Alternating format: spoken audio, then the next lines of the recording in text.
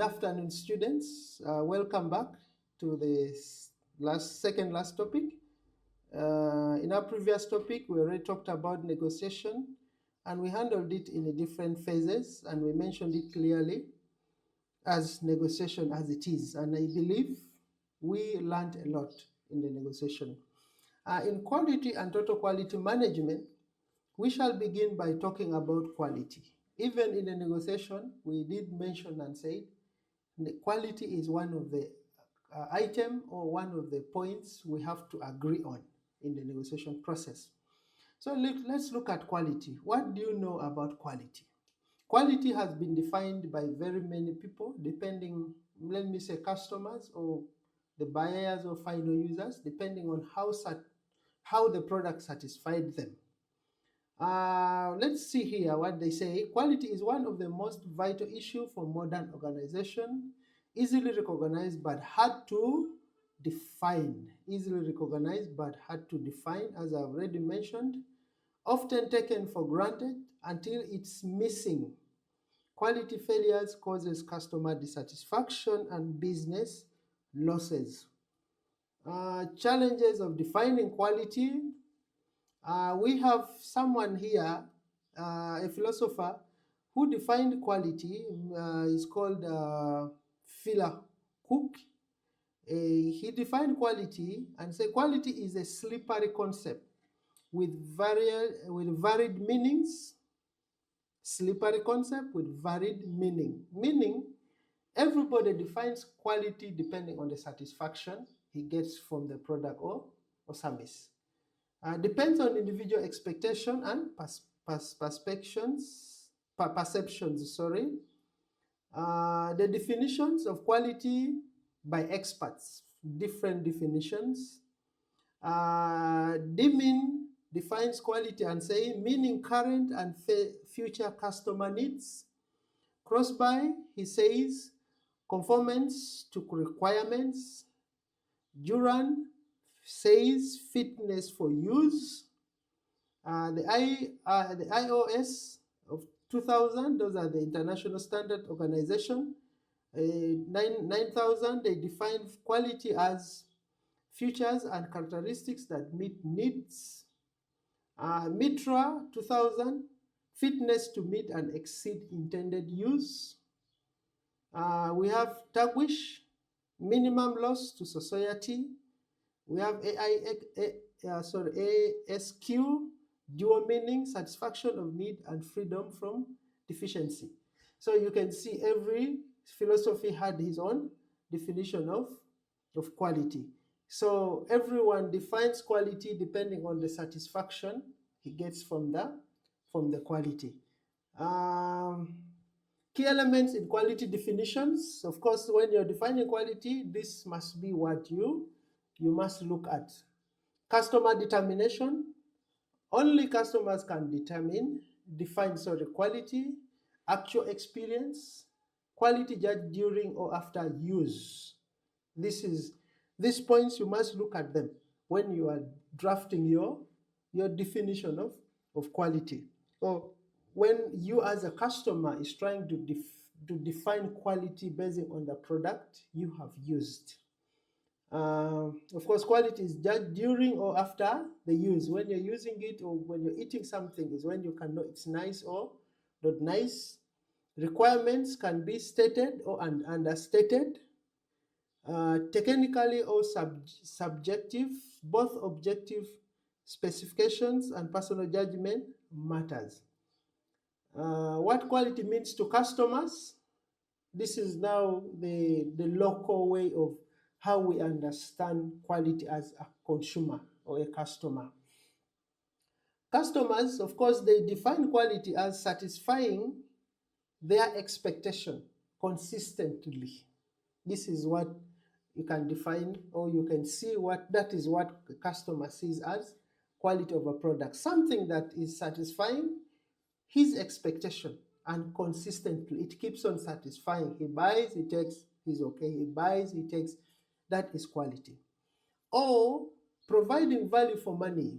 Something you pay for and you feel what I have paid for this product is worth the money that is given. or that you have paid. That can be your definition of quality. Conforming to standards and specification, a product or service that is according to the standards and the specifications you needed.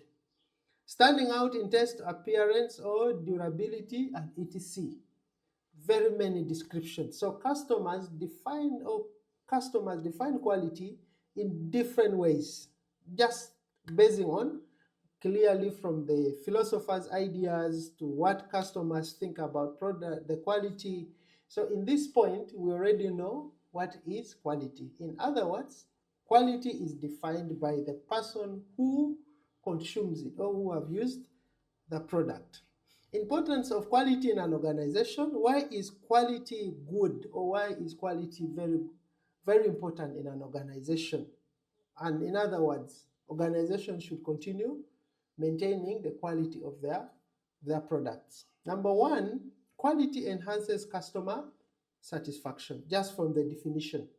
What customer finds satisfying is what consistently is what he defines as quality. Boost profitability, of course. High quality allows for price premiums. While products that are of high quality, of course, they increase the company's premium price. There are products whereby they are referred as quality products. The prices are extremely high, but customers will continue buying it even though the company increases the price because of the loyalty they have developed in their mind. So it boosts the profitability of the company. Low cost, fewer defects, and fewer resource wastage.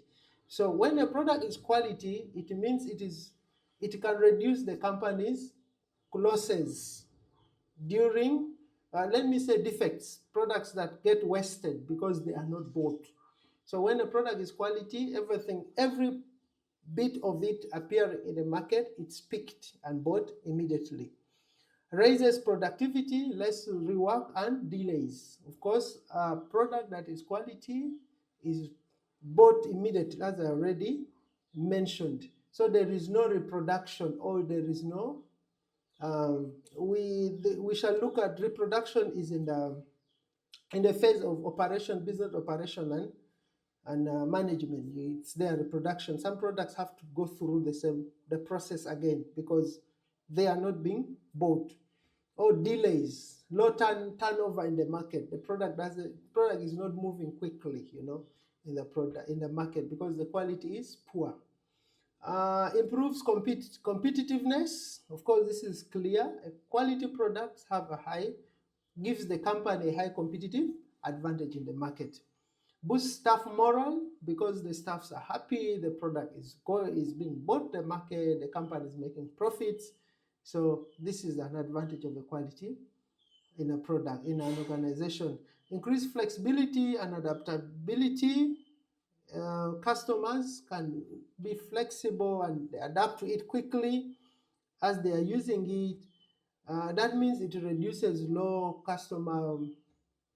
A company can still offer after service, but still it is reduced.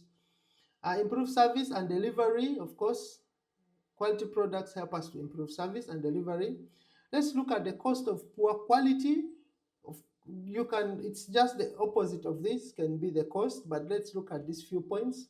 For more points, you can just change this and get more points to define that. Loss of business, unsatisfied customers spread the word. A customer that is not satisfied will definitely tell a friend will tell a friend, and that is when the product in our operations, you will see that the product will start to decline in the market.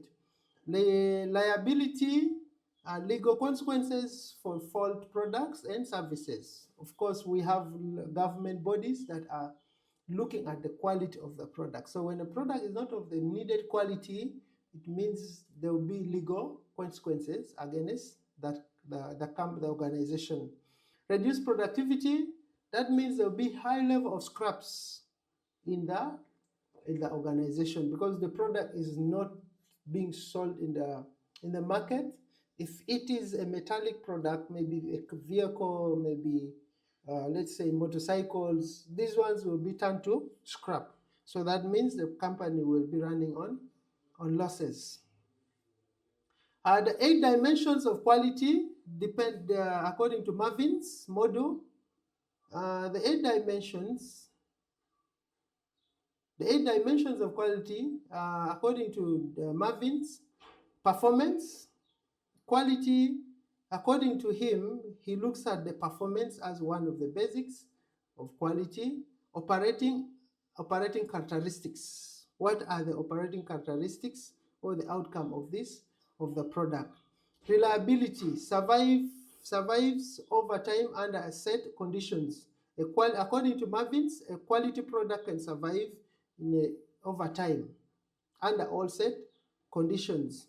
Serviceability, easy to repair. According to him, a quality product can be easily repaired. This, his research is more based on products that are of hardware, if I can put it in that way, depending on the points. Conformance, adheres to specifications. Of course, a quality product meet the required specifications. Durability, lifespan before deterioration. According to Marvin, a quality product will stay longer. It's durable in the market. Features, additional functions and extras. A quality product, according to him, comes with additional features. Let's look at phones. Every phone that comes to a market comes with an additional feature. So that is the quality, according to Marvin. Aesthetics, looks. This one talks about looks, feelings, and smell and taste.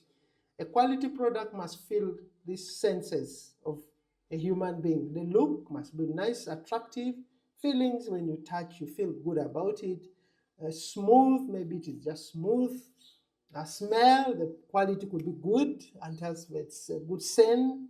The taste, of course, this is the most part where people define quality, the taste of it.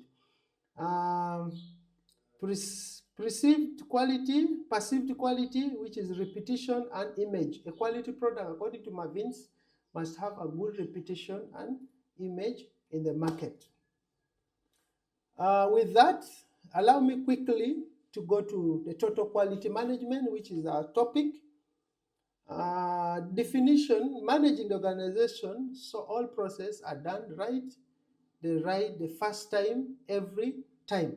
That is what we define by, that is what is called total quality management. Managing the organization so that all processes are done right the first time and every time.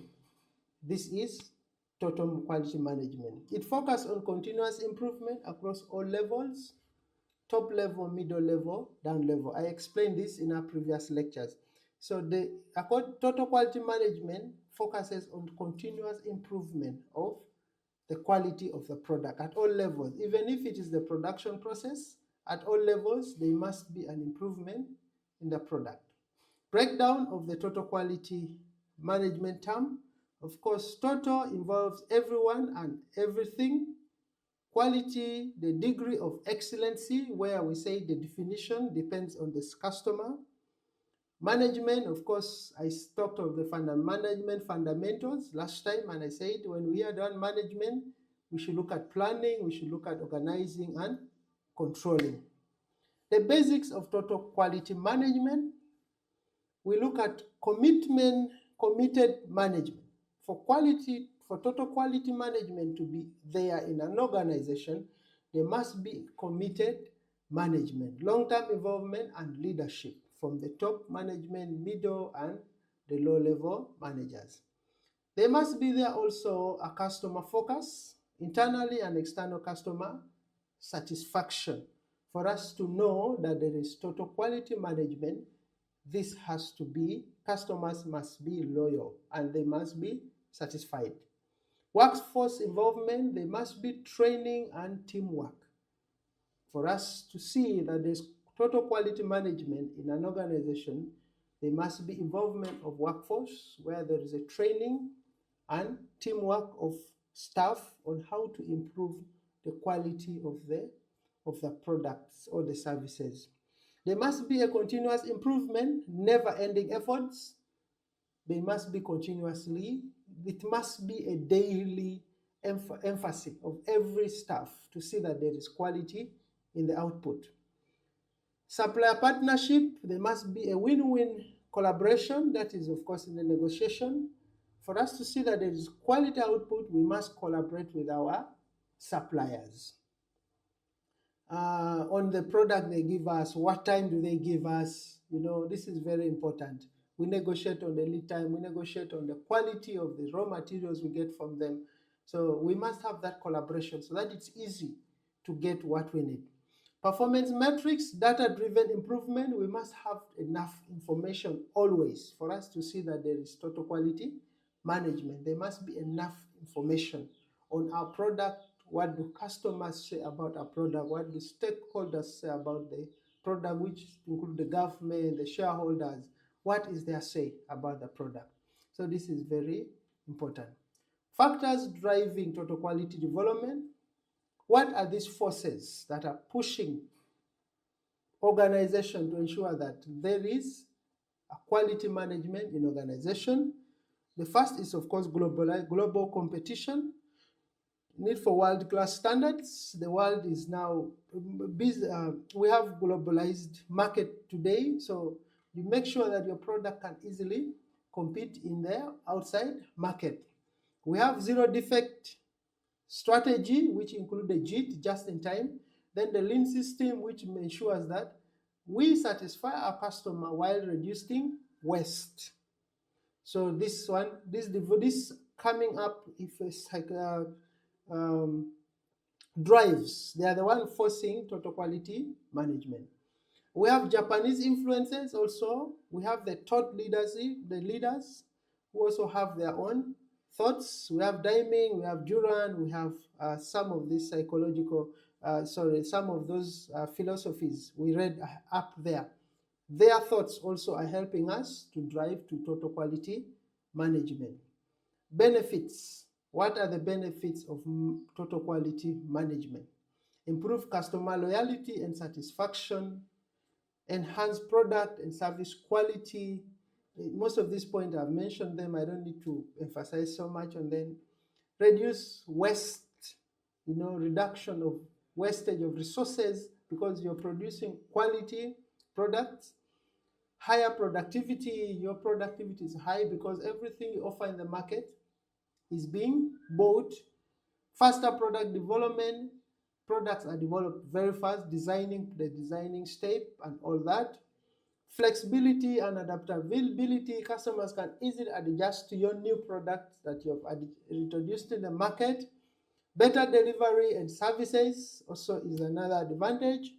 More effective HR utilization. When you are involved in total quality management, it means you can use your human resource very well. Let's look at the criticism of the total quality management. What do people think about it? Like, what is their thoughts? May overemphasize quality at the expense of other goals. Quality may be put as a core activity in an organization, then other goals will be affected. Create complex bureaucracy, many committees, too many councils for quality. This has to be tested, this has to be tested before a product comes out. So it creates a bureaucracy in the production process. Hard for average employees to understand without training. When there is too much total quality management standards, new employees have to be trained all the time to adapt. Seen by some as management by stress. Some people look at it as something stressful, so it is criticized. Union skepticism, preserved as anti-labor if not inclusive. It attracts the interest of the unions. It could be trade unions, labor unions. So when it is not in place, it attracts tension into the organization. So that is all about quality management. In our next lecture, we shall come and conclude with internal and external control. In summary about our quality is central to customer satisfaction and business success.